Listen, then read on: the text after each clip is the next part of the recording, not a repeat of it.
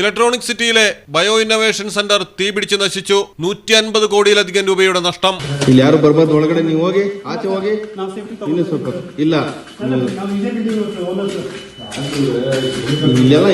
ಆಗಿಲ್ಲ.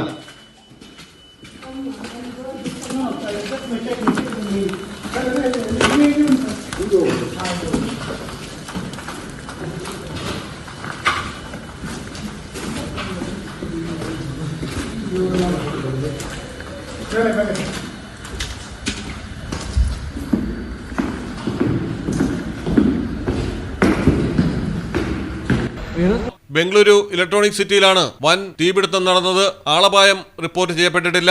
കെട്ടിടത്തിന്റെ 2ാം നിലയിലെ ലാബുകളിൽ നിന്നാണ് തീ പടർന്നത്. സുരക്ഷാ ജീവനക്കാരാണ് ആദ്യം തീപിടുത്തം അറിഞ്ഞത്. ഉടൻ തന്നെ അഗ്നിശമന സേനകളെ വിവരമറിയിക്കുകയായിരുന്നു. 5 മണിക്കൂർ നീണ്ട പരിശ്രമത്തിന് ശേഷമാണ് തീ നിയന്ത്രണ വിധേയമായത്. തീപിടുത്തത്തിൽ സ്റ്റാർട്ടപ്പുകൾക്ക് 80 കോടി മുതൽ 110 കോടി രൂപ വരെ നഷ്ടമുണ്ടായെന്നാണ് പ്രാഥമിക കണക്ക്. BBC-ക്ക് ഏകദേശം 42 കോടി രൂപയുടെ നഷ്ടം സംഭവിച്ചതായും കണക്കാക്കുന്നു. കൂടുതൽ സ്റ്റാർട്ടപ്പുകളെ ഉൾക്കൊള്ളുന്നതിനായി അടുത്തിടെ നവീകരിച്ച 2ാം നിലയിലാണ് തീപിടുത്തമുണ്ടായത്.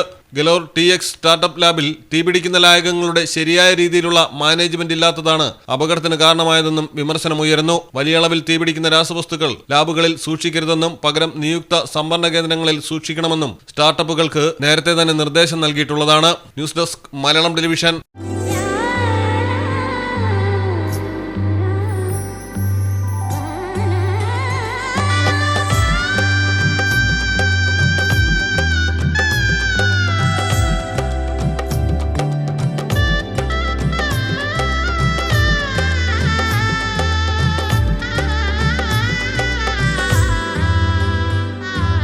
Celebrate the moments of colors.